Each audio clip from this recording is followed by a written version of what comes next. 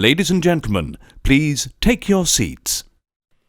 No matter what form it takes, the relationship between a father and a son is a truly beautiful thing. And if you're within the sound of my voice, that must mean you are in the seats with once more.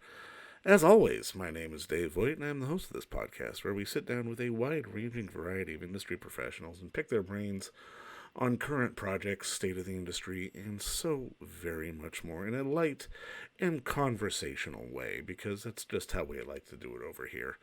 And if you'd like to subscribe to this podcast, I hope that you would, because you're listening to it right now.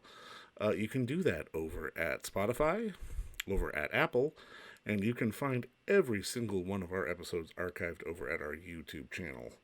Also, it'd be really great if you'd follow us on social media. You can do that on Facebook, Twitter, and Instagram, at In the Seats or at It's Podcast One for all sorts of updates. And finally, and I dare say most importantly, please visit us over at intheseats.ca for all the latest and greatest movie news, reviews, and anything else under the sun that we can basically think of. We got a hard-working team over there, and I know they would appreciate the eyeballs on the product, because I certainly do. On this episode, we got a good one, and during this pandemic, we've been able to sort of have the privilege of experiencing some movies that wouldn't necessarily get pushed up to the forefront, excuse me, because of a variety of reasons. Just, time of the year when it's released or what else is going on, and there's always a lot of noise in this industry, but things have quieted down a little bit to allow some really interesting movies to shine. And that's the movie we're talking about today, because it's a movie called Cowboys with Steve Zahn and Jillian Bell, and it's a beautiful little movie, because it's basically the story of a troubled but well-intentioned father, played by Steve Zahn, who has recently separated from his wife, but they have a trans son, and the son is having problems with coming out, and the father's fine with it, but the mother quite isn't. And at some point, they run off together into the Montana wilderness, because his ex-wife just is having problems letting their son live as who he is, and it's a little awkward at times, but it's a film that it's really a beautiful message, and it's really a film that plays into the issue of kids coming as trans and sort of understanding who they are as people and how to live their lives. And it really lets this issue come out in a very sort of natural and honest way, as opposed to sort of hitting us over the head with talking points or narratives or political points or anything like that. It's a sweet little film from writer director Anna Kerrigan, and we actually got the privilege of talking to the star, the one and only Steve Zahn, who I've always been a fan of ever since Reality Bites and Out of Sight and so many other things. He is a quintessential working actor. He's done so much great stuff. Treme too. If you ever get to check that show out, it is a fantastic show that he stars in. And we just pick his brain not about this movie, but the business in general. And that's enough of my rambling, but I hope you enjoy. All right. Well, I mean, obviously, like, just to kick it off, I just want to say thank you so much for the time, man. I really appreciate this. And honestly, man, congratulations on Cowboys, man. It's a hell of a film, and it's a hell of a performance. Well, thanks. Can you walk me through just sort of the initial sort of seeing the script on your desk and sort of why you wanted to say yes? Yeah, man. I mean, there's a very few that I read and respond like that. And I read it and I was like, this is possibly the best role I wasn't even offered it. I just read it. I was like, Oh my God, I got to play this. I just knew I had to play it, and I called my people and I was like, I have to talk to her. She's like, well, she's interested in you playing. I was like, great. And we talked for like an hour, and then that was it. And I was thrilled. And then it goes through the process of an indie movie where, we're going to go in June, and that turns into August, and then it's next year. And it was like, like a couple years. Um, and then I was just, I was so excited about it. And I had some time before, and I grew out my beard and everything. And I was, I had to actually grow it and I was going to keep it for a couple things. So I had time to sit on it for a long time, which was great. No, but yeah. But I didn't care. I just, floored by it. I was so moved by it. Well, you know what? It's honest. And I mean, it's dealing with some real world issues, and it wasn't trying to go for its Oscar moment. You know what I mean? You were playing a guy who was obviously had problems, but was being very sort of truthful and honest about just being a father. And I mean, that's really, I think, sort of the magic of the piece, Yeah, his simplicity and I think, was what he's very, very vulnerable. It's a very interesting character because of his problem, bipolar, but I love, and he is pretty simplistic, and yet that's where the beauty comes from. He doesn't care, right, if his kid's transgender. I mean, it's really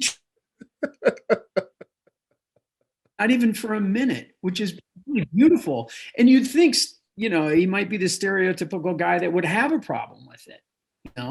This rough dude living out in the rural, in the country. And I live on a farm. I mean, I know these people, but that's what I loved about it. And then, and it read to me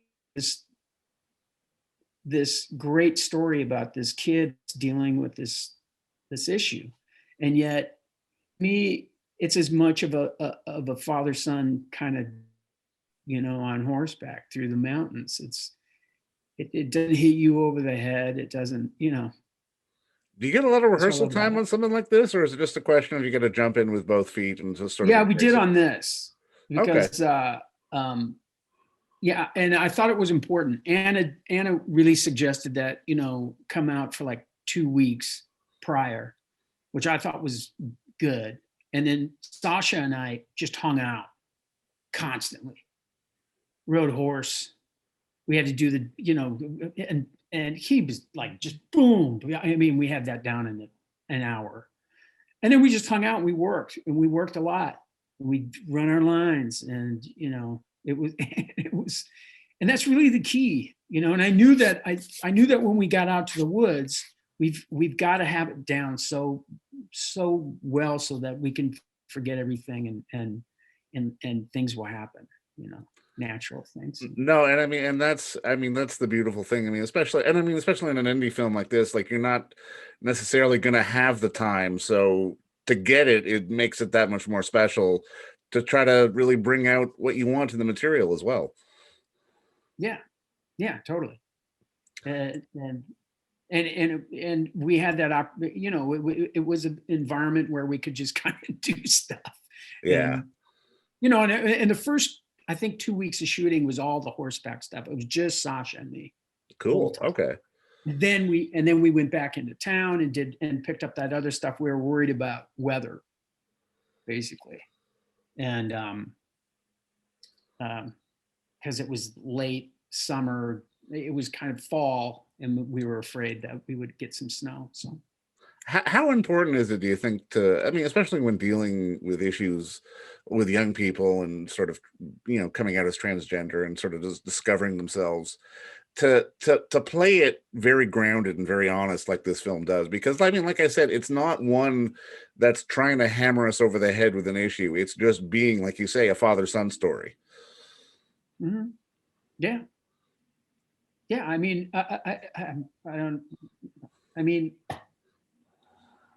everybody in this movie has issues, for sure, but that's life, and flaws. But the interesting thing is, the issue with my son isn't a flaw.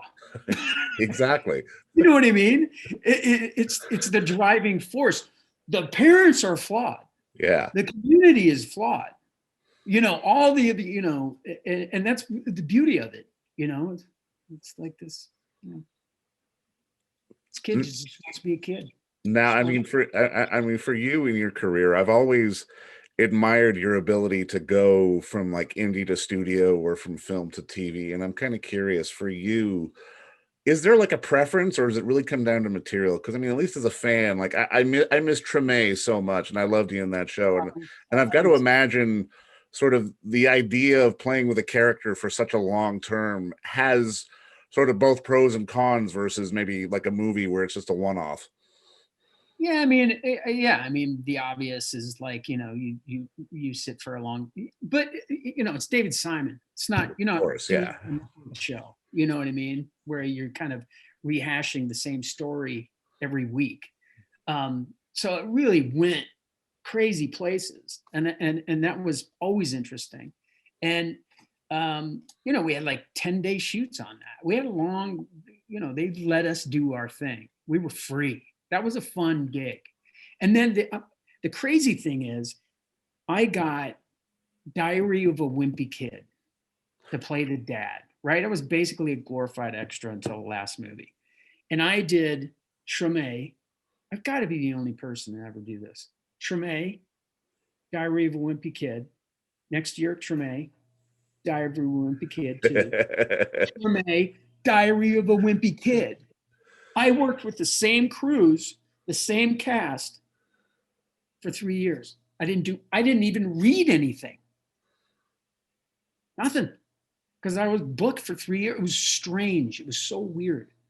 It'll be unique too at the same time. I mean, I got to imagine that allows for a certain degree of comfort.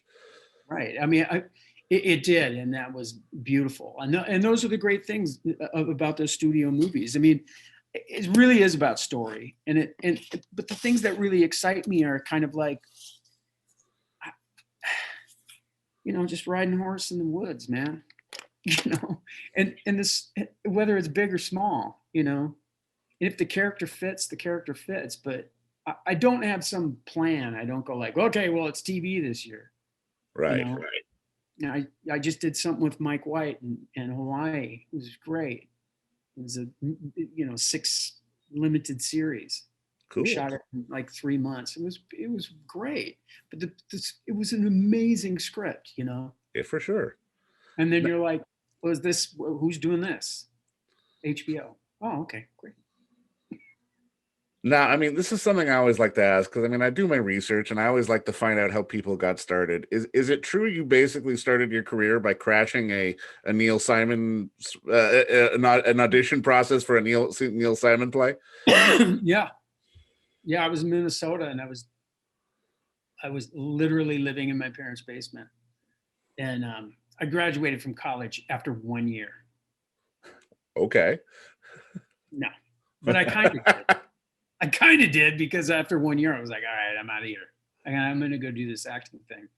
And then I was working at a machine shop, and my mentor, Frank Plute in Minnesota, he was like, hey, you have to go out and actively, and so he sent me this, hey, go audition for this. You're perfect for it. And then I got there, and it was like, I'm not, it's an equity only, like, and he said, just go, just do it.